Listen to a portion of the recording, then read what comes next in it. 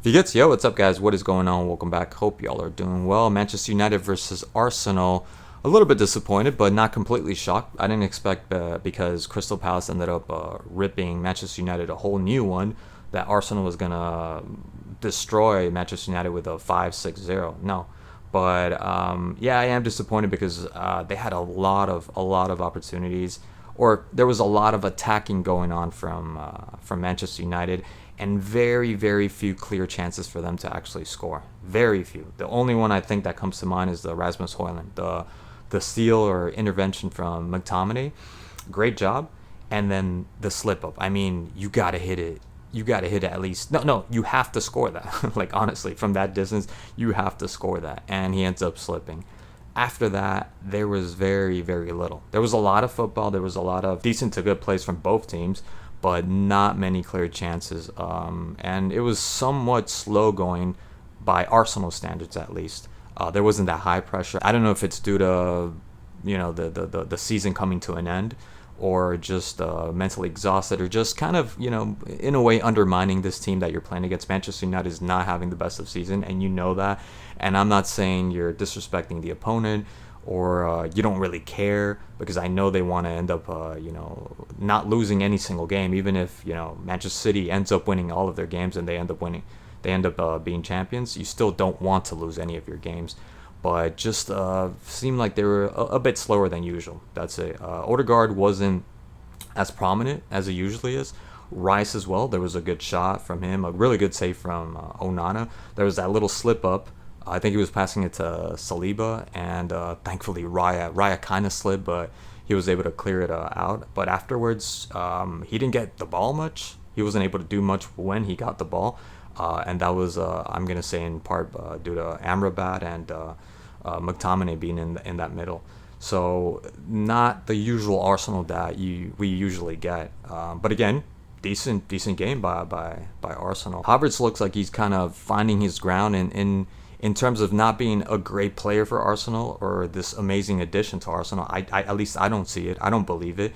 But just not effing up as much as he would in Chelsea. Like, these huge opportunities. For me, he's still a little bit not as ambitious as he should be, especially being in a first place team. You got to be way more ambitious than that, and it just seems like that's just his football. He's cold and kind of sluggish when he plays this game.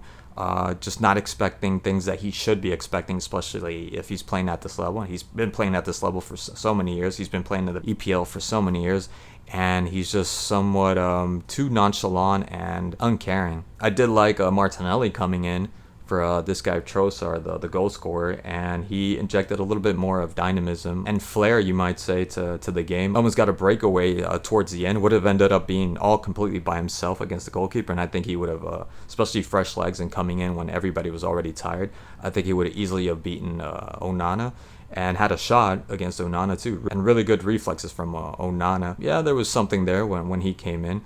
But after that, I didn't see much from Arsenal. Nothing that was outstanding, or had that wow factor. Now, as for Manchester United, Garnacho, oh, that first half, I thought he was going to take him out. Just could not do anything right. Yet again.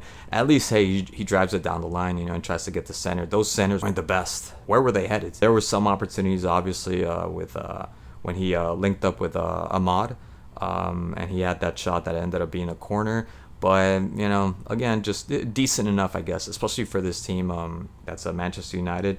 Yeah, probably the most dangerous one. It was only until the second half that he started playing better and started having more chances and started succeeding at his take-ons against Odegaard, against, Ben White. Real influential. I think he was the most dangerous player for United. He was there the whole game pretty much. A part of me wants to give him a chance and say, like, hey, the Vinicius effect, absolutely. The Vinicius effect, that's gonna take place. Just give him 2, 3, 4 years, and he's gonna start playing better. Like Rodrigo, Vinicius, Marcelo. Why not? It could happen. He's very young. But then there's this other side. It's like, dude, like, he's not doing anything. He didn't do anything against Crystal Palace and many other games. And in this game, only because they're at home, only because Arsenal are letting him play. He had plenty of room in that left hand, and that's what they wanted. Just like, let him come up, and Ben White was going to take care of him, which I felt like he did in the first half for the most part. But the second half, he played a lot better. He definitely played a lot better. So it's just I think it's just a matter of time, and getting also the right players because it was pretty much Garnacho against just the whole Arsenal defense. So I think he needed more help. He definitely needed more help. I think he also would have benefited from Ahmad not getting injured because him and Ahmad were kind of combining. At least Ahmad was just like, sending him good balls. That one cross that he ended up beating Ben White for the corner. And obviously the one I said before where he, linked up with Mainu and then, gave it to Garnacho. So he definitely would have benefited from Ahmad not getting injured and staying on the field a lot more. As for this guy Ahmad, sometimes I felt like he was playing for himself, but he definitely was another one, just like Garnacho, had he not come out. That was heavily influential in the game and was their only outlet, really. Him and Garnacho. And playing that playmaker role that Fernandes usually plays. I had never seen, the only time I've seen this guy play was against Liverpool, where he scored that winning goal. And I think just like Madueke for Chelsea, you gotta give this guy more consistency. I don't know why this guy is not playing. He should be playing a lot more. Especially in the box. He is so agile, very quick with his feet. But sometimes, obviously, he would lose the ball. Sometimes he was expecting a foul when there really wasn't any foul. But him and Garnacho were the only ones that were able to give Arsenal something to worry about. So pity that he got injured. Otherwise, I think maybe perhaps they would have had a chance to tie the game. So definitely, I think he was a very important player for Manchester. The goal, Casemiro, I mean, that's all on Casemiro, obviously. I thought it was an offside because I didn't even see that Casemiro was all the way back. That's how bad that goal was. That usually you can see that, where the defender's at, but he wasn't even in the screen when you're watching on TV. That was all on him. Like, what else can you say? Like, what was he thinking? And you know what? You make that mistake. Okay, fine, you make that mistake, but then you recover from that mistake. A lot of people might make the mistake the first time, and then you have enough time, which he did, and he was closest to the ball, and he heavily depended on Wan-Bissaka to be able to defend against Trossard, which he isn't because he's coming from the back, so he's not going to be able to see him, despite Wan-Bissaka being a quicker player than Trossard.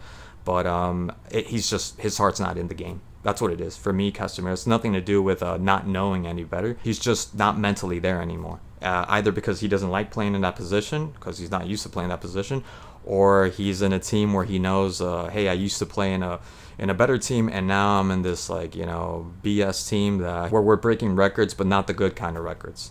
So I think it's just mentally, psychologically, he's just beat. He's spent. He's 31, 32 or something like that.